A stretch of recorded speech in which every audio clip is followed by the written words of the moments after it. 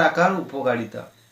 রোজা রাখলে আমাদের শরীরে কি কি উপকারিতা হয় তা সম্বন্ধে ডক্টর জাকির নায়ক স্যার কি বললেন তা শুনবো। চলুন শুরু করা যাক। আজকে আমাদের আলোচনার টপিক হচ্ছে রোজা রাখার উপকারিতা। ডক্টর জাকির, আবারও আপনাকে স্বাগত জানাচ্ছি সালাম দিয়ে। আসসালামু আলাইকুম ওয়া রাহমাতুল্লাহি ওয়া বারাকাতুহু। ওয়া আলাইকুম আসসালাম ওয়া রাহমাতুল্লাহি ওয়া বারাকাতুহু। আজকের টপিক রোজা রাখার উপকারিতা, ডক্টর জাকির। এর আগের পর্বটাতে আমরা আলোচনা করেছিলাম রোজা রাখার উদ্দেশ্য নিয়ে, আর সেই উদ্দেশ্যগুলোর মধ্যে আমরা ধর্মীয় আর আধ্যাত্মিক উপকারের কথা বলেছিলাম। রোজা রাখার আর কোনো উপকারিতা কি আছে যেগুলো আপনি আমাদের দর্শকদের বলতে পারবেন? আলহামদুলিল্লাহ ওয়াসসালাতু ওয়াসসালাম আলা রাসূলিল্লাহ ওয়া আলা আলিহি ওয়া সাহবিহি আজমাইন, আম্মা বাদ। আউযু বিল্লাহি মিনাশ শাইতানির রাজীম। বিসমিল্লাহির রহমানির রহিম। রব্বি ইশরাহ লি সাদরি ওয়া ইয়াসসির লি আমরি ওয়াহলুল উকদাতাম মিন লিসানি ইয়াফকাহু কাওলি। যদি উপকারের কথা বলতে হয়, ধর্মীয় আর আধ্যাত্মিক উপকারের পাশাপাশি রোজা রাখলে আরো অনেক উপকার পাবেন। আমরা আগের পর্বে রোজার ধর্মীয় আর আধ্যাত্মিক উপকারিতা আলোচনা করেছি। এবারে অন্যান্য উপকারিতাকে আমরা তিনটা ক্যাটাগরিতে ভাগ করতে পারি। শারীরিক উপকারিতা, এরপর রোজা রাখলে মানসিক উপকারিতা পাবেন, রোজা রাখলে এছাড়াও পাবেন সামাজিক উপকারিতা। আচ্ছা, আসুন আগে প্রথম ক্যাটাগরিটা নিয়ে আলোচনা করি, শারীরিক উপকারিতা। রোজা রাখলে আমি কি কি শারীরিক উপকার পেতে পারি? যেহেতু রোজা রাখলে আপনি পানাহার এবং সহবাস থেকে সংযত থাকবেন সূর্যোদয় থেকে সূর্যাস্ত পর্যন্ত। আর খেয়াল করলে দেখবেন যে পাকস্থলী হচ্ছে শরীরের এমন একটা অঙ্গ যেখানে সবচেয়ে বেশি রোগ হয়, বেশিরভাগ অসুখ। সেজন্য আমাদের নবী মুহাম্মদ সাল্লাল্লাহু আলাইহি ওয়াসাল্লাম বলেছেন, এটা আছে ইবনে মাজাহ খণ্ড নম্বর 4 হাদিস নাম্বার 3349। আমাদের প্রিয় নবী বলেছেন যে একজন আদম সন্তান তার পাকস্থলীতে যত খারাপ জিনিস রাখতে পারে ততটা শরীরের অন্য অংশে রাখতে পারে না। একজন মানুষ সামান্য কিছু খাবার খেলেই কর্মক্ষম থাকতে পারে। এই পাকস্থলীতে কি কি থাকতে পারে সেটাকে তিন ভাগে ভাগ করা যায়। 1/3 খাবারের জন্য, 1/3 হচ্ছে পানির জন্য, বাকি 1/3 নিঃশ্বাসের জন্য। এখানে বাতাস থাকবে। আমাদের শরীরের বেশিরভাগ রোগের উৎপত্তি হয়ে থাকে পাকস্থলীতে, কারণ এখানে অনেক ব্যাকটেরিয়া থাকে। আর আমরা যে খাবার খাই সেটা পাকস্থলীতে যায়, সেখান থেকে খাবার হজম হওয়ার পরে বিভিন্ন অন্ত্রে চলে যায়, খাদ্যের উপাদানগুলো রক্তে চলে যায়, তারপর সেখান থেকে পুরো শরীরে ছড়িয়ে পড়ে। আর আমাদের পাকস্থলী জন্ম থেকে মৃত্যু পর্যন্ত কাজ করে যায়, এটা কখনো কোনো বিশ্রাম পায় না। কিন্তু রোজা রাখলে এই পাকস্থলী আসলে খুবই সংবেদনশীল, তার পাশাপাশি এই অঙ্গটা খুবই জটিল। সংবেদনশীল পাশাপাশি খুবই গুরুত্বপূর্ণ, এটা সারাদিন ধরে কাজ করতে থাকে। আমরা যখন রোজা থাকি অনেকক্ষণ পাকস্থলীতে কোনো খাবার যায় না, একটু বিশ্রাম পায়। আর এ সময় আমাদের শরীরে যে টক্সিন থাকে সেটা শরীর থেকে বের হয়ে যায়। তাহলে রোজা রাখলে সেটা আমাদের শরীরের জন্য যথেষ্ট উপকারী হবে, সব টক্সিন বের করে দেবে, এছাড়াও নিরাময় হবে অনেক রোগ। এবার বলেন, এই রমজান মাসে রোজা রাখলে একজন মানুষ কি কি উপকারিতা পেতে পারে? আমার মনে হয় এটা খুব গুরুত্বপূর্ণ। রোজার মানসিক উপকারিতার কথা যদি বলতে হয়, রোজা রাখলে আমাদের ধৈর্য বাড়বে, আমাদের অধ্যবসায় বাড়বে। রোজা রাখলে আমাদের আত্মসংযমও বাড়বে, আত্ম সচেতন হবেন। রোজা রাখলে মানসিকভাবে আরো নমনীয় হবেন। এ সময় আত্মপ্রশিক্ষণ ও নিয়ম শৃঙ্খলা উন্নত হয়। রোজা রাখার সবচেয়ে বড় মানসিক উপকারিতা হচ্ছে আমাদের ধৈর্য আর অধ্যবসায় বাড়বে। আর সাধারণত যে কথা বলে যে আমি এটা পারবো না, রোজা রাখলে সে বলবে আমি পারবো। রোজা রাখলে আমাদের শরীর, মন এবং আত্মা উন্নত হয়ে উঠবে। রোজা রাখলে একজন সামগ্রিকভাবেই উন্নত হবে। আর রোজা হলো এক ধরনের ট্রেনিং, এতে আপনার ব্যবহারও বদলে যেতে পারে। ব্যবহার বদলানো খুবই কঠিন, একটা মানুষ যে ধরনের ব্যবহারে অভ্যস্ত সেটা পাল্টানো খুবই কঠিন। এজন্য বলা হয় যে সবচেয়ে সেরা জিহাদ হচ্ছে জিহাদ ফিন নাফস, তার মানে নিজের আত্মার বিরুদ্ধে সংগ্রাম করা। তাহলে ব্যবহার বদলানো এটা সবচেয়ে কঠিন কাজগুলোর একটা, রোজা রাখলে সম্ভব। আর প্রয়োজন হলে জিহাদ করা মানে যুদ্ধক্ষেত্রে গিয়ে লড়াই করা খুবই গুরুত্বপূর্ণ। কিন্তু যদি আপনি আপনার নিজের আত্মার সাথে জিহাদ করতে না পারেন তাহলে শত্রুর সাথে জিহাদ করবেন কিভাবে?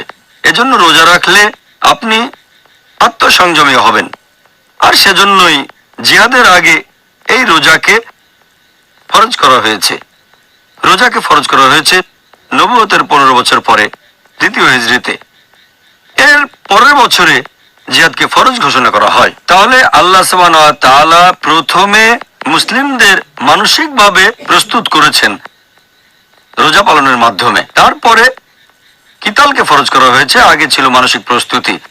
আর সাধারণত একজন মানুষ দিনে 3 বার খাওয়া দাওয়া করে থাকে, সপ্তাহে 21 বার খাওয়া দাওয়া। এই অভ্যেসটা বদলে যায় রোজার সময়, এই অভ্যেসটা বদলে দিনে 2 বার হয়। একটা হচ্ছে সন্ধ্যা শেষ হলে বা রাতের প্রথমে, আর অন্যটা ভোর হওয়ার আগে। পুরো নিয়মটাই বদলে যায়। আর এটাই আমাদের এই মানসিক প্রশিক্ষণে অনেকভাবে উপকার করে। এখনকার মনোবিজ্ঞানীরা বলেন যদি ক্ষুধা নিয়ন্ত্রণ করতে পারেন প্রায় সবগুলো আকাঙ্ক্ষাকে নিয়ন্ত্রণ করতে পারবেন। আসলে মানসিক উপকারিতার ব্যাপারে আমার নিজেরও একটা অভিজ্ঞতা আছে, সেটা বলছি। আমি জীবনে প্রথমবার রমজানের অর্ধেক রোজা রেখেছিলাম। এটাই আমার মনটাকে পুরোপুরি বদলে দিয়েছে। আলহামদুলিল্লাহ। রোজার কারণে পরবর্তীতে শাহাদা দিয়েছি, তাই বলবো আলহামদুলিল্লাহ। আর সেক্ষেত্রে বলেছিলাম যে মানসিক ব্যাপারগুলো খুব গুরুত্বপূর্ণ। আপনার কাছে পরের প্রশ্ন, এটা হচ্ছে রোজা রাখার সামাজিক উপকারিতার প্রসঙ্গ নিয়ে। এখন আপনি কি রোজা রাখার উপকারিতা সম্পর্কে কিছু বলবেন? রোজার সামাজিক উপকারিতার কথা যদি বলতে হয়, রোজা রাখলে আপনি বুঝতে পারবেন যে যারা গরিব তারা কেমন আছে। তারা খেতে পায় না, কোনো আশ্রয় নেই। আর রোজা রাখলে আমরা বুঝতে পারি যে না খেয়ে থাকলে মানুষের কেমন লাগে। আমাদের মধ্যে অনেকেই আছে ধনী, যাদের খাওয়া দাওয়া করতে কোনো সমস্যা হয় না। রোজা থাকলে আমরা বুঝতে পারি যে একজন ক্ষুধার্ত মানুষের কেমন লাগে। এভাবে গরিব মানুষদের প্রতি আমাদের তখন সহানুভূতি বেড়ে যায়। আর এছাড়াও আমরা আল্লাহ তাআলার অসীম দয়াকে অনুভব করতে পারি। আল্লাহ সুবহানাহু ওয়া তাআলাকে আমরা কি ধন্যবাদ জানাই কখনো? এই যে আমাদের খাবার দিয়েছেন, তারপর পানি, অথবা একবার বাতাসের কথা চিন্তা করে দেখেন, নিঃশ্বাস নিচ্ছি, এজন্য কি আল্লাহকে ধন্যবাদ জানাই? আল্লাহ আমাদের এই যে খাবার আর পানি দিয়েছেন, ধনী লোকেরা হয়তো কখনোই এটা নিয়ে চিন্তা করে না, তবে রোজা রাখলে এটা বুঝতে পারে। এতে তারা গরিবদের প্রতি সহমর্মী হয়।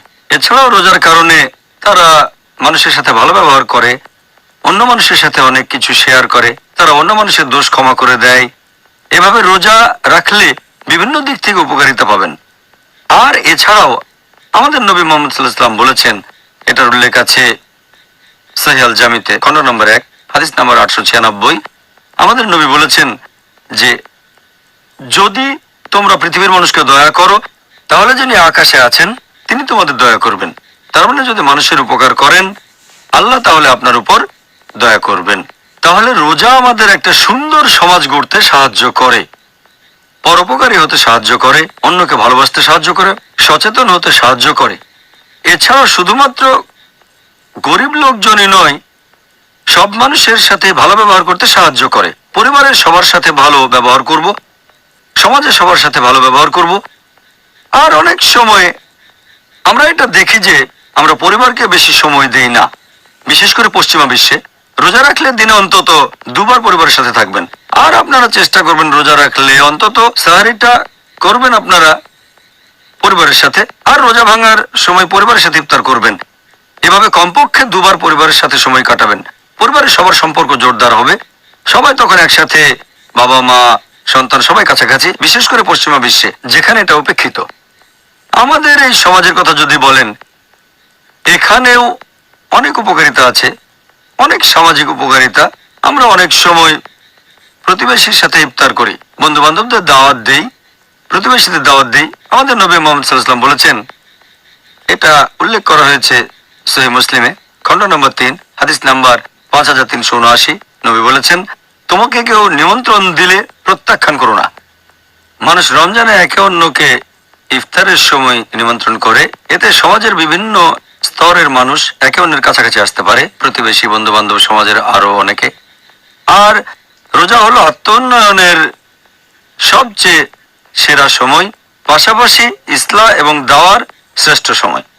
মসজিদে লোকজনের সাথে দেখা হবে। রমজান মাসে তুলনামূলকভাবে বেশি মানুষ মসজিদে যায়। এই লোকজনের সাথে কথাবার্তা বলবেন, তারপর তারাবির নামাজ পড়বেন। এই সময়ে আপনি ইসলাম দিতে পারেন, অমুসলিমদের কাছে দাওয়া দিতে পারেন। আর আপনি ঠিকই বলেছেন যে এই পবিত্র রমজান মাসে আপনার মন বদলে যেতে পারে, আল্লাহ আপনাকে হেদায়েত করবেন, এটা গুরুত্বপূর্ণ। আর সেজন্য আমাদের নবী মোহাম্মদ সাল্লাল্লাহু আলাইহি ওয়াসাল্লাম বলেছেন, এটার উল্লেখ আছে তিরমিজিতে, হাদিস নাম্বার 1924, যে আল্লাহ দয়া বর্ষণ করেন তাদের উপর যারা অন্য মানুষের উপর দয়া করে থাকে। নবী আরো বলেছেন, এই হাদিসটাতে আছে, যদি তুমি ক্ষমাশীল হও, পরম ক্ষমাশীল তোমাকে ক্ষমা করবেন। নবী আরো বলেছেন, যারা পৃথিবীতে আছে তাদের প্রতি দয়া দেখালে যিনি আকাশে আছেন তিনি তোমাকে দয়া করবেন। তাহলে রোজা সমাজ গঠনে সহযোগিতা করে, মানুষজন একে অন্যের কাছাকাছি আসে। জাযাকাল্লাহ খায়ের। পিতা ডক্টর জাকির, এবারে আপনার কাছে পরের প্রশ্ন। আপনি রোজা রাখার শারীরিক উপকারিতা বলতে গিয়ে বেশ কয়েকটা পয়েন্টের কথা বলেছিলেন, বিভিন্ন ধরনের শারীরিক উপকার। এখন রোজা রাখার মেডিকেল উপকারিতাগুলো কি কি হতে পারে? রোজা রাখলে আপনি অসংখ্য মেডিকেল উপকারিতা পাবেন। এখানে আমি কয়েকটা বলছি। হৃদস্পন্দন নিয়মিত হয়, কিছুটা রিল্যাক্স পায়, হার্টের আর্টারির উপর প্রেশার অনেক কম পড়ে, আর শরীর থেকে কমে যাবে চর্বি, কোলেস্টেরল, পাশাপাশি বিভিন্ন অ্যাসিড। এতে লিভারের উপর প্রেশারটাও অনেক কম পড়ে। রোজা রাখলে হজমের বিভিন্ন গ্রন্থি থেকে যে রস সেটা নিঃসরণও কমে যায়, আলসারের সম্ভাবনা কমে যায়, কিডনিতে পাথর হওয়ার সম্ভাবনা কমে যায় যদি কেউ রোজা রাখে। নন ইনসুলিন ডায়াবেটিসের ক্ষেত্রেও রোজা রাখলে উপকার পাবেন আপনারা। রোজা রেখে শরীরের ওজন কমাতে পারেন। রোজা সামগ্রিকভাবে আমাদের পুরো হজমের প্রক্রিয়াটাকে উন্নত করে, নার্ভাস সিস্টেমের উপকার হয়। রোজা রাখলে শরীরে টক্সিনের পরিমাণ কমে যায়, শরীরের রোগ প্রতিরোধ ক্ষমতা বেড়ে যায়। রোজা রাখলে তাড়াতাড়ি শরীর বুড়িয়ে যাবে না। রোজা রাখলে আমাদের আয়ু বেড়ে যেতে পারে। রোজা রাখলে আমাদের শরীরে বেশি করে টি সেল তৈরি হয় যেগুলো জীবাণু ধ্বংস করে। আর রোজা সামগ্রিকভাবে আমাদের শরীরকে মেরামত করে নতুন বানিয়ে ফেলে। এছাড়াও রোজা রাখলে আমরা অনেক রোগ থেকে মুক্ত হতে পারি। ধরেন কোনো লোক একটা বিশেষ রোগে ভুগছে, তখন রোজা থাকলে তার উপকার হবে। যেমন ধরেন বিভিন্ন ধরনের হৃদরোগ, অথবা উপকার পেতে পারেন অ্যাজমার ক্ষেত্রে, অথবা আর্থ্রাইটিস বা হজমে গন্ডগোল, বিভিন্ন চর্মরোগের ক্ষেত্রেও উপকার পেতে পারেন। নন ইনসুলিন ডায়াবেটিসের ক্ষেত্রেও উপকার পাবেন আপনারা। এরকম সারাদিন ধরে বলে যেতে পারি। এছাড়াও যারা বিভিন্ন জিনিসে আসক্ত, তারা রোজা রাখলে সে আসক্তি থেকে মুক্তি পেতে পারে, মানে হারাম থেকে।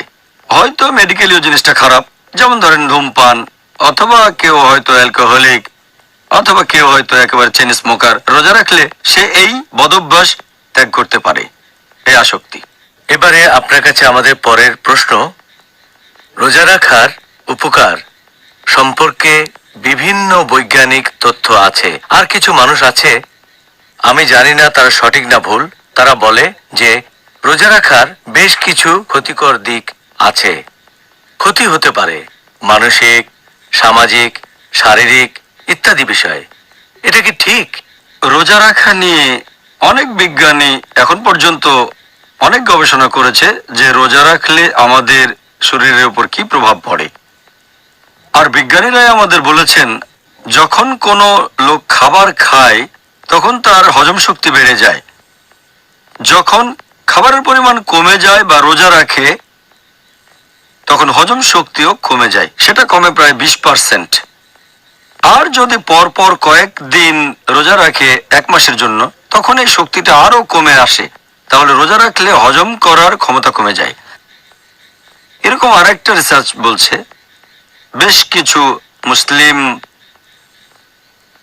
পুরুষ এবং নারীকে নিয়ে এটা করা হয়েছে যারা রোজা রাখে। এখানে দেখা গেছে যে সবার ওজন সামান্য কিছুটা কমে গেছে, তবে গ্লুকোজের লেভেলটা বেড়ে গেছে। আর অন্যান্য সব উপাদানের কথা যদি বলতে হয়, সেগুলোর পরিবর্তন হয় না।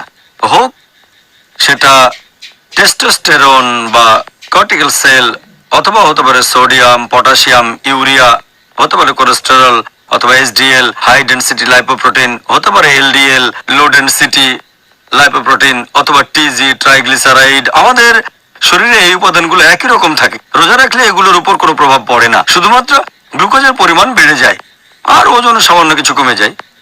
এছাড়াও ইরানে আরেকটা রিসার্চ করা হয়েছিল। কিছু লোক প্রত্যেকদিন রোজা ছিল প্রায় 17 ঘন্টা 30 দিন ধরে রমজান মাসে। দেখা গেল এতে করে পুরুষদের বংশবৃদ্ধির হরমোনে কোনো প্রভাব পড়েনি, টেস্টোস্টেরনে। এছাড়াও এইচপিটি এর উপর কোনো প্রভাব পড়েনি, থাইরয়েড হরমোনেও কোনো পরিবর্তন হয়নি। এরকম অনেক রিসার্চ হয়েছে। আরেকটা রিসার্চের কথা এখানে বলতে পারি, যেটা নাম দেওয়া হয়েছিল ভালো স্বাস্থ্যের মহিলাদের উপর রমজানের প্রভাব, যে উপায়ে তারা ওজন ঠিক রাখতে পারেন। ওজন ঠিক রাখা, সেখানে দেখা গেল রোজা রাখার সময় কোনো পরিবর্তন হয় না। যদি শারীরিক গঠনের কথা বলেন, ওজন একরকম, কোনো কিছু বদলায়নি। রোজা রাখলে ফ্যাট অক্সিডেশন বেড়ে যায় এবং কার্বোহাইড্রেট অক্সিডেশন কমে যায়। আর খেয়াল রাখতে হবে যে পশ্চিমা বিশ্বের ডাক্তাররাও এরকম কথা বলেন যে আমাদের এ সময় খেয়াল রাখতে হবে বিলিরুবিন আর গ্লুকোজের অবস্থা রোজার সময়।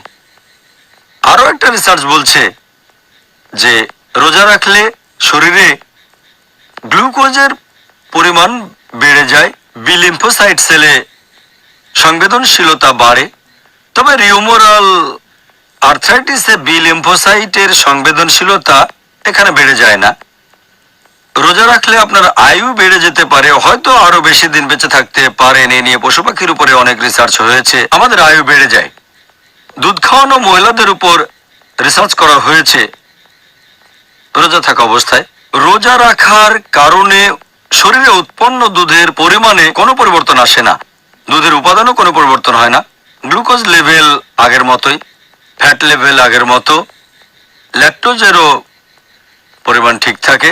যেসব মহিলা বাচ্চাকে দুধ খাওয়ান তাদের ক্ষেত্রে কোনো পরিবর্তনই আসে না।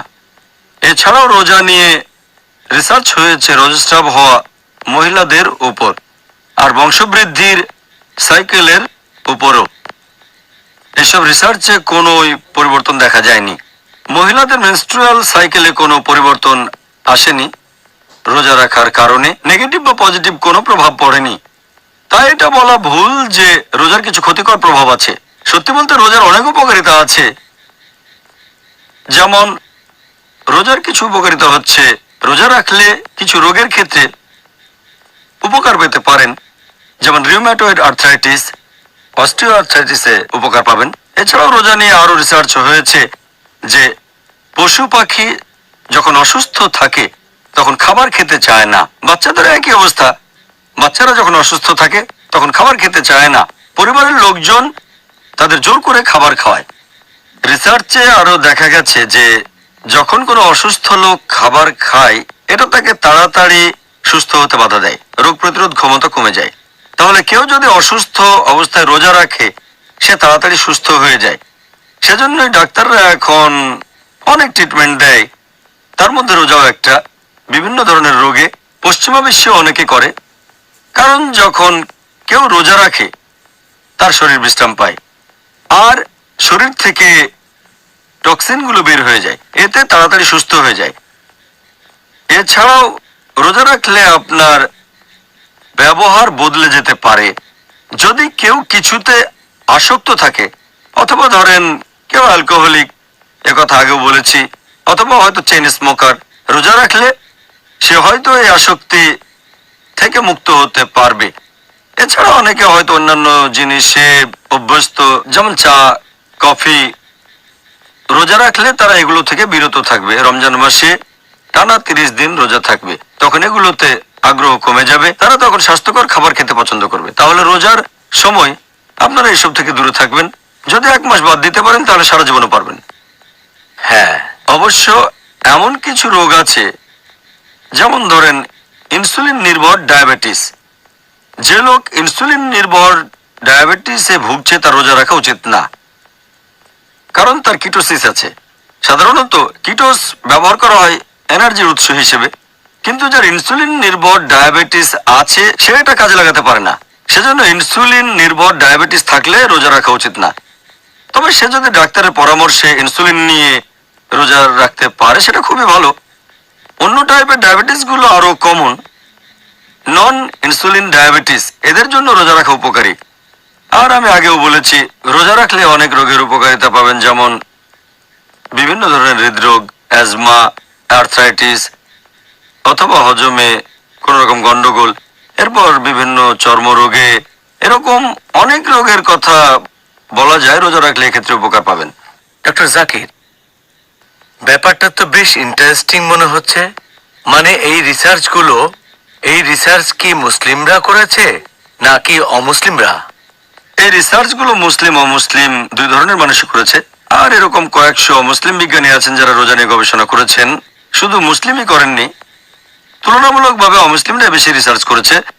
তবে মুসলিমরাও আছে, যেমন ধরেন একটা বই আছে fasting a way of life, লিখেছেন অ্যালেন কট। তিনি লিখেছেন যে রোজা রাখলে শরীরের বেশ কিছু অঙ্গ প্রত্যঙ্গ বিশ্রাম পায়, আমাদের ডাইজেস্টিভ ট্র্যাক আর এছাড়াও সেন্ট্রাল নার্ভাস সিস্টেম, এভাবে পুরো শরীর। তিনি একজন অমুসলিম। একজন ভারতীয় ডাক্তারও রিসার্চ করেছিলেন, তার নাম শান্তি রাংওয়ানি। তিনি বলেছেন যখন কেউ রোজা রাখে তখন সে খাবার খায় না, ফলে খাওয়ার কারণে যে টক্সিন তৈরি হতো সেই টক্সিন আর তৈরি হয় না, আর শরীরে আগের যে টক্সিন জমা হয়ে ছিল সেটা শরীর থেকে বের হয়ে যায়। তাহলে রোজা রাখলে আপনার শরীর থেকে সব টক্সিন গুলো বের হয়ে যাবে, পুরো শরীরটা তখন বিশুদ্ধ হয়ে যাবে, বলেছেন অমুসলিম। অবশ্য মুসলিমরাও করেছেন। একটা রিসার্চ করেছেন ডক্টর সুলেমান জর্ডানের আম্মানে ইউনিভার্সিটি হসপিটালে। সেখানে রিসার্চ করেছিলেন বেশ কিছু পুরুষ ও মহিলার উপরে। 42 জন পুরুষ আর 26 জন মহিলা রিসার্চ করা হয়েছিল রোজা থাকা অবস্থায়। তাদের শরীরে পরিবর্তন নোট করা হয়েছিল, আর সেখানে দেখা গেল ওজন সামান্য একটু কমেছে, গ্লুকোজের পরিমাণ বেড়ে গেছে।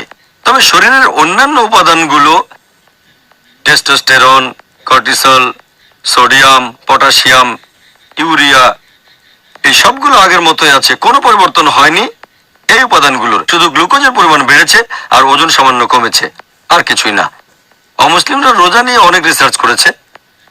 একবার এরকম একদল অমুসলিম বিজ্ঞানী তারা আফ্রিকায় একটা রিসার্চ করলো, যেসব জায়গায় দুর্ভিক্ষ হয়েছে সেখানে রিসার্চের ফলাফলে দেখা গেল যারা দুর্ভিক্ষের কারণে না খেয়ে ছিল তারা সবাই একই ক্যাম্পে, কিছু লোক খাবার খেয়েছে আর কিছু না খেয়ে আছে। যারা না খেয়ে আছে তাদের টিবি আর ম্যালেরিয়া হওয়ার সম্ভাবনা অনেক কম। তাহলে রোজা রাখলে টিবি আর ম্যালেরিয়াকে ভালোভাবে প্রতিরোধ করা যায়। আসলে এটা আল্লাহর দয়া, আলহামদুলিল্লাহ। ভাবতে পারেন যেহেতু না খেয়ে আছে তারা, এজন্য তাদের টিবি আর ম্যালেরিয়া হওয়ার সম্ভাবনা কম। আল্লাহু আকবার।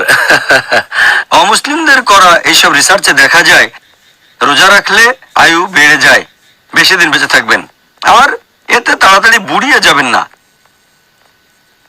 আরেকটা রিসার্চ করেছিলেন একজন মুসলিম বিজ্ঞানী, ওনার নাম ডক্টর ওসামা কান্দিল, হার্ভার্ড ইউনিভার্সিটিতে। উনি মুসলিম, তবে দেশটা অমুসলিম ইউনিভার্সিটি। তিনি সেখানে রিসার্চ করেছিলেন ক্যান্সারে আক্রান্ত রোগীদের উপর। এছাড়া আরো একটা রিসার্চ করা হয়েছে ক্যান্সার রোগীদের উপর।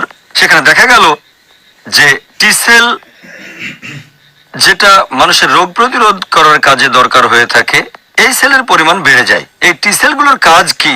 আমাদের শরীরে কোনো রোগ হলে এই সেলগুলো হচ্ছে সৈন্য, অথবা তাদের বলা হয় মেজর জেনারেল, সেনাবাহিনীর মতো। এগুলো হলো টি সেল। শরীরে কোনো রোগ হলে এই টি সেলগুলো সেখানে গিয়ে রোগটাকে ধ্বংস করার চেষ্টা করে। এইডস নামে যে রোগ, এটা আক্রমণ করে এই টি সেলকে, তাই এই রোগের নাম অ্যাকোয়ার্ড ইমিউন ডেফিসিয়েন্সি সিনড্রোম। তাহলে রোজা রাখলে টি সেল বেড়ে যাবে আর মানুষের রোগ প্রতিরোধ ক্ষমতা বেড়ে যাবে। শুধু মানুষ রাখে এমন নয়, এই রোজা রাখে অনেক পশুরা, এমনকি গাছপালাও। তিনি উদাহরণও দিয়েছেন, শীতপ্রধান দেশে যেসব পশু থাকে, যেখানে তুষারপাত হয়, তারা আলাদা আলাদা থাকে, তখন কিছুই খায় না, শীত নিদ্রায় চলে যায়। এখানে উদাহরণ হিসেবে ব্যাঙের কথা বলা যেতে পারে। এরা শীত নিদ্রায় চলে যায়, এ সময় তারা খায় না, রোজা রাখে। উনি সেখানে উদাহরণ হিসেবে আরো বলেছেন যে এমনকি গাছপালাও শীতকালে পানি না পেলে রোজা থাকে। কিন্তু তারপর যখন বসন্তকাল আসে, তখন গাছপালা সবুজ পাতায় ভর্তি হয়ে যায়, ফুলে ফলে ভরে যায়। তিনি পরামর্শ দিয়েছেন যে প্রত্যেক মানুষের প্রতি বছর কমপক্ষে 40 দিন রোজা থাকা উচিত। আমাদের মুসলিমদের জন্য রমজানের 1 মাস রোজা রাখা ফরজ, প্রায় 30 দিন ধরে। আর আপনি যদি শাওয়াল মাসের 6টা রোজা রাখেন, তখন সব মিলিয়ে হবে 36 দিন। তাহলে আল্লাহ সুবহানাহু ওয়া তাআলা এবং নবী অনেক আগেই আমাদের এই নির্দেশ দিয়েছেন, যেটা এখন এই অমুসলিম ইউরোপিয়ানরা দিচ্ছেন। রোজা নিয়ে অমুসলিমরা অনেক রিসার্চ করেছেন, এটা শরীরের জন্য খুবই উপকারী। ডক্টর জাকির, আপনি বেশ কয়েকটি রিসার্চের কথা বললেন, আর আমার ধারণা রোজা নিয়ে আপনি যতগুলি রিসার্চের কথা বললেন সেগুলো করা হয়েছে আসলে কিছুদিন আগে।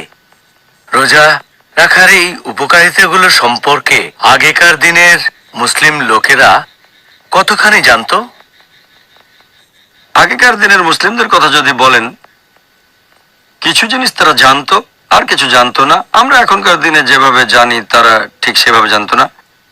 এটার কারণ আমি পরে একসময় বলবো।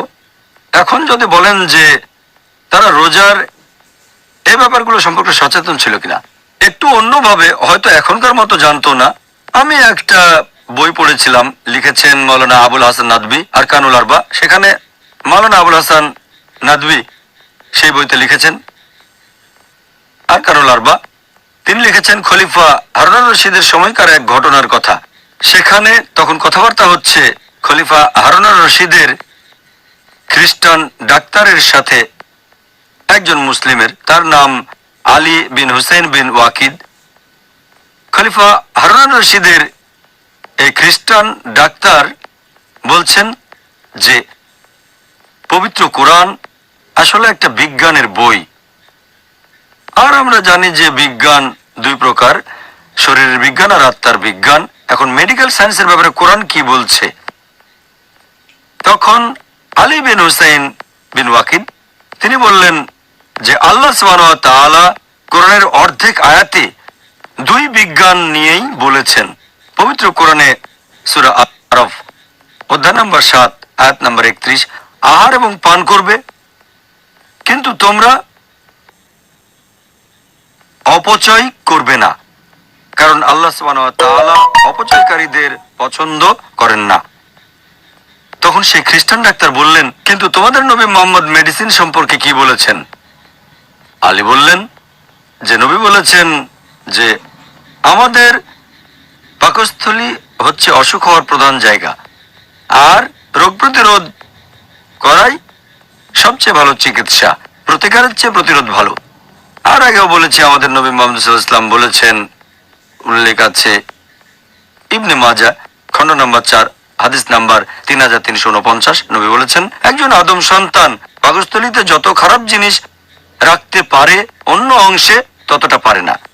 মানুষ সামান্য খাবার খেয়েই কর্মক্ষম থাকতে পারে, পাকস্থলীতে যা থাকে তার 1/3 খাবার, 1/3 পানি আর 1/3 নিঃশ্বাসের জন্য। তখন সেই খ্রিস্টান ডাক্তার বললেন, তার মানে যখন তোমরা আল্লাহ এবং তার রাসূলের নির্দেশনা পাচ্ছ, তখন জালিনাসকে তোমাদের প্রয়োজন নেই। জালিনাস তিনি ছিলেন সেই সময়কার বিখ্যাত অমুসলিম ডাক্তার। আল্লাহ এবং রাসূল যা বলেছেন তা টেলিগ্রাফিক মেসেজ, এটা নিয়ে আমরা এখন রিসার্চ করছি, আর আমাদের নবী অনেক আগেই সংক্ষেপে কথাগুলো বলে গেছেন। আর সেই বইটাতে আরকানুল আরবা মাওলানা আবুল হাসান নাদভী, সেই বইটাতে তিনি আরেকজন অমুসলিম বিজ্ঞানীর উদাহরণ দিয়েছেন, আমেরিকান। তিনি বলেছেন যে প্রত্যেক মানুষ, ধনী বা গরিব, প্রতি বছর তার কয়েকদিন রোজা থাকা উচিত, এতে স্বাস্থ্য ভালো থাকবে। তিনি আরো বলেছেন যে ইসলাম সবচেয়ে সেরা ধর্ম, যেখানে তার অনুসারীদের রোজা রাখা আবশ্যক করা হয়েছে। তারপর বলেছেন যে নবী মোহাম্মদ সাল্লাল্লাহু আলাইহি ওয়াসাল্লাম ছিলেন সেরা ডাক্তার, এই রোজা রাখার নির্দেশ দিয়েছেন। তিনি আরো বলেছেন যে রোজা রাখাই সবচেয়ে স্বাস্থ্যকর উপায়। আর তারপরে তারাবি, সেখানে আমরা কিছু এক্সারসাইজ করি এই ডাক্তারের মতে, এতে সহজে হজম হয়। তাহলে আমরা দেখতে পাচ্ছি যে অমুসলিমরা ইসলাম ধর্মের প্রশংসা করেছে রিসার্চের পরে। যদিও অনেক মুসলিমই জানে রোজার উপকারিতাগুলো কি কি, তবে মুসলিমরা আমরা এই উপকারের জন্য রোজা পালন করি না। আমরা রোজা রাখি আল্লাহ সুবহানাহু ওয়া তাআলার খাতিরে, আল্লাহ তাআলার সন্তুষ্টি অর্জনের জন্য। মেডিকেল উপকারিতার জন্য রোজা রাখি না। এই উপকারিতাগুলো হচ্ছে আনুষঙ্গিক, হ্যাঁ, অথবা বলা যায় এটা ডিনারের আগে ডেজার্ট। আমাদের আসল বিরিয়ানি, আমাদের আসল পোলাও, সেটা আল্লাহ তাআলার সন্তুষ্টি অর্জন। এটা সম্পর্কে আমি আগেও বলেছি। আমরা মেডিকেল উপকারের জন্য রোজা রাখি না। যদি এই উপকারিতাগুলো নাও থাকতো, মুসলিমরা আল্লাহ সুবহানাহু ওয়া তাআলার উদ্দেশ্যে রোজা রাখতাম। আর যদি আল্লাহ তাআলার জন্য কিছু করি, আল্লাহ সেজন্য আমাদের পুরস্কার দেবেন। তাই আমরা যে কাজই করি সেগুলোর জন্য প্রতিদান পাবো এই পৃথিবীতে এবং আখিরাতেও। কিন্তু আমরা মুসলিমরা এই উপকারিতার জন্য রোজা রাখি না। এগুলো বোনাস বলতে পারেন আমাদের জন্য। এই উপকারিতা না থাকলেও আমরা আল্লাহ তাআলার জন্যই রোজা রাখতাম। হ্যাঁ, সুন্দর বলেছেন। আপনি যখনই মেনে চলবেন আল্লাহ সুবহানাহু ওয়া তাআলাকে এবং নবী মুহাম্মদ সাল্লাল্লাহু আলাইহি সাল্লামকে, নবীর জীবনী দেখে যেগুলো নিজের জীবনে প্রয়োগ করবেন, তাহলেই আপনি অনেক উপকার পাবেন। আলহামদুলিল্লাহ, সুবহানাল্লাহ। আলহামদুলিল্লাহ। ডক্টর জাকির, আল্লাহ যেন আমাদের উপকারগুলো অর্জনের সুযোগ দেন। রোজা রাখার উপকারিতা নিয়ে অনেক আলোচনা এখনো বাকি আছে। আমার তো মনে হচ্ছে 3টা পর্ব ধরে আমাদের এই টপিক নিয়ে আলোচনা করা উচিত ছিল। তবে আফসোস, আমরা ইন্টারভিউর জন্য অতটা সময় পাচ্ছি না, কারণ এটা শেষ পর্যায়ে চলে এসেছে। এবার আমরা আলোচনা করব দর্শকদের পাঠানো কিছু প্রশ্ন। এগুলো পাঠিয়েছে পিস টিভির দর্শকরা। তাহলে আমরা শুরু করি। প্রথম প্রশ্ন, এটা পাঠিয়েছেন আমাদের একজন দর্শক, যে অনেক মুসলিম দিনের বেলায় রোজা রাখে, তবে রাতে তারা অতিরিক্ত খাবার খায়। এটা করে রমজান মাসে। অনেকেই রমজান মাসে রাতের বেলায় অতিরিক্ত খাবার খায়। অন্যান্য মাসে তারা এত বেশি খাওয়া দাওয়া করে না। কম খাওয়ার কারণে লোকে যে মেডিকেল উপকারিতা পায়, সেই উপকারটা কি এই মানুষগুলো পাবে যারা বেশি বেশি খায়? এখন মেডিকেল উপকারিতার কথা যদি বলেন, অনেকে ইফতারের পরে অতিরিক্ত খাওয়া দাওয়া করে। আমরা জানি রমজান মাসে দুর্ভাগ্যজনকভাবে কিছু মুসলিম ইফতারের সময় অতিরিক্ত খাওয়া দাওয়া করে থাকে, আবার সারা রাত ধরে খাওয়া দাওয়া করে, তারপর রোজা রাখে। এটা আল্লাহ সুবহানাহু ওয়া তাআলার নির্দেশের বিরুদ্ধে। আল্লাহ বলেছেন সূরা আরাফ অধ্যায় নম্বর 7 আয়াত নম্বর 31, আহার এবং পান করবে, কিন্তু অপচয় করবে না। আল্লাহ সুবহানাহু ওয়া তাআলা অপচয়কারীদের পছন্দ করেন না। রোজার সময় লোকজন খাবার কেনে, তারপর ইফতার পার্টি দেয়, সেখানে অনেক ধরনের খাবার থাকে, অনেক খাবার নষ্ট হয়। এভাবে তারা অনেক টাকা অপচয় করে, যেটাতে হয়তো গরিব মানুষের উপকার হতো। অবশ্যই ইসলাম ধর্ম এমন কথা বলে না। আর আমি আগেও বলেছি, আমাদের নবী মুহাম্মদ সাল্লাল্লাহু আলাইহি ওয়াসাল্লামের এই হাদিসটার উল্লেখ করা হয়েছে ইবনে মাজাহ খণ্ড নম্বর 4 হাদিস নম্বর 3349, যে আদম সন্তান তার পাকস্থলীতে যত খারাপ জিনিস রাখতে পারে ততটা অন্য কোথাও রাখতে পারে না। একজন মানুষ সামান্য খাবার খেয়ে কর্মক্ষম থাকতে পারে, পাকস্থলীতে কি থাকবে সেটাকে 3 ভাগে ভাগ করা যায়। 1/3 খাবার, 1/3 পানি, 1/3 নিঃশ্বাসের জন্য সেখানে থাকবে বাতাস। এর উপর নির্ভর করে বলা যায় অতিরিক্ত খাবার নবীর সুন্নতের বিরুদ্ধে, আল্লাহ সুবহানাহু ওয়া তাআলার নির্দেশের বিরুদ্ধে। আর এই লোক রোজার উপকারিতাগুলো পাবে না। রোজা মানে বিরত থাকবেন খাবার থেকে, তারপর খাবেন, কিন্তু অতিরিক্ত না। রোজার যে সব উপকারিতার কথা বলেছি, যেমন মেডিকেল উপকারিতার বেশিরভাগই পারবে না অর্জন করতে, কিছু হয়তো পারবে। অনেক সময় অতিরিক্ত খাওয়া দাওয়া করলে, বেশি খেলে স্বাস্থ্যের ক্ষতি হতে পারে। আমি আগের পর্বে একটা উদাহরণ দিয়েছিলাম, কেউ খেলো, তারপর গলার ভেতরে আঙ্গুল ঢুকিয়ে দিল এবং বমি করলো, তাহলে সেই খাবারটা তাকে স্বাস্থ্যবান বানাবে না। অতিরিক্ত খাবার খেলে সে রোজার উপকারিতা পাবে না, এটা রোজা রাখার মূলনীতির বিরুদ্ধে চলে যায়। ভালো, আপনি বেশ সংক্ষেপেই উত্তর দিলেন, আর আমাদেরও এটাই দরকার, কারণ আমাদেরও এখনো অনেক প্রশ্নের উত্তর দিতে হবে। দ্বিতীয় প্রশ্ন, এটাও করেছেন আমাদের একজন দর্শক, যদি কোনো মুসলিম এরকম উদ্দেশ্য নিয়ে রোজা রাখে যে সে তার শরীরের ওজন কমাবে, মানে ডায়েটিং, সে কি রোজা রাখার পুরস্কারগুলো পাবে নাকি পাবে না, পুরুষ বা মহিলা? আপনি যদি রোজা রাখার পুরস্কারের কথা বলেন, ইসলাম অনুযায়ী বেহেশত, ক্ষমা পাওয়া ইত্যাদি, আমাদের নবী এটা বলেছেন তিরমিজিতে, বুক অফ ফাস্টিং, হাদিস নাম্বার 2331, যে আগের রাতে যে লোক রোজা রাখার নিয়ত করবে না তার রোজা কবুল হবে না। নিয়ত করাটা আবশ্যিক, নিয়ত হবে আল্লাহ সুবহানাহু ওয়া তাআলার জন্য, আল্লাহর সন্তুষ্টি অর্জনের জন্য। যে লোক এই নিয়ত করবে না সে অবশ্যই পাবে না এই ধর্মীয় উপকারিতাগুলো, আধ্যাত্মিক উপকারিতাগুলো সে কিছু পাবে না। আমরা যে কারণে রোজা রাখি সেটা হচ্ছে তাকওয়া। এ সম্পর্কে আগের পর্বে আমি বলেছি। এখন যদি মেডিকেল উপকারিতার কথা বলেন, কেউ হয়তো করছে ডায়েটিং, কেউ চাচ্ছে ওজন কমাতে, সেই উপকারিতাগুলো হয়তো পাবেন। কিছু লোক হয়তো রাজনৈতিক কারণে রোজা রাখে, কেউ অনশন করে, অনেক মানুষ চাপে পড়ে রোজা রাখে, আবার অনেকে রোজা রাখে ওজন কমানোর জন্য, মানে ডায়েটিং। হয়তো তখন তারা এই মেডিকেল উপকারিতাগুলো পাবে, তবে ইসলামের উপকারিতাগুলো তারা পাবে না। আর আল্লাহ পবিত্রকরণে বলেছেন, সূরা হুদ অধ্যায় নম্বর 11 আয়াত নম্বর 15 ও 16, যদি কেউ কোনো কাজ করে পার্থিব সুখের জন্য, দুনিয়াতে আল্লাহ তাদের কাজের পূর্ণ ফল দান করেন, কম দেওয়া হয় না। তবে আখিরাতে তার জন্য কোনো পুরস্কার থাকবে না, শুধু দোজখের আগুন ছাড়া। আর দুনিয়ায় তারা যেগুলো করে সেগুলো নিরর্থক। ওজন কমানো বা ডায়েটিং এর জন্য রোজা, এটা আসলে টাকা ছেড়ে পয়সার পেছনে দৌড়ানো। আমাদের বুঝতে হবে যে আমরা রোজা রাখবো শুধুমাত্র আল্লাহ সুবহানাহু ওয়া তাআলার জন্য, তাহলে সব উপকারিতাই পাবো। তাহলে আমি বরং একটু মোটাই থাকি, বেহেশতে যাওয়াটাই তো আসল। কি বলেন আপনি? আবার আপনি রোগা হলেও বেহেশতে যেতে পারেন যদি আপনি রোজা রেখে নবীর সুন্নত গুলো মেনে চলেন। আমাদের নবী কিন্তু মোটা ছিলেন না। আলহামদুলিল্লাহ, আপনি খুব সুন্দর বলেছেন ডক্টর জাকির। পরের প্রশ্ন, নবী মুহাম্মদ সাল্লাল্লাহু আলাইহি সাল্লাম, আমরা এর আগের পর্বে জেনেছিলাম যে তিনি ইফতার করতেন খেজুর দিয়ে, সেজন্য ইফতারের সময় খেজুর খাওয়াটাকে গুরুত্বের সাথে সুপারিশ করা হয়েছে। এখন খেজুরের উপকারিতা সম্পর্কে কিছু বলবেন? খেজুর খুবই স্বাস্থ্যকর একটা খাবার। খেজুরের মধ্যে অনেক পরিমাণে কার্বোহাইড্রেট থাকে, 44 থেকে 88%। এতে ফ্যাটের পরিমাণ খুবই কম, 0.2 থেকে 0.5%। খেজুরের মধ্যে প্রায় 15 প্রকার মিনারেল আর সল্ট আছে, 6 প্রকারের ভিটামিন থাকে, প্রোটিন থাকে 2.3 থেকে 5.6%। এর মধ্যে উচ্চমাত্রার ফাইবার থাকে 6.4 থেকে 11.5%। এক এক ধরনের খেজুর এক এক রকম। আর আপনি দেখবেন, যেহেতু এতে উচ্চমাত্রায় কার্বোহাইড্রেট থাকে, এটা এনার্জির খুব ভালো একটা উৎস।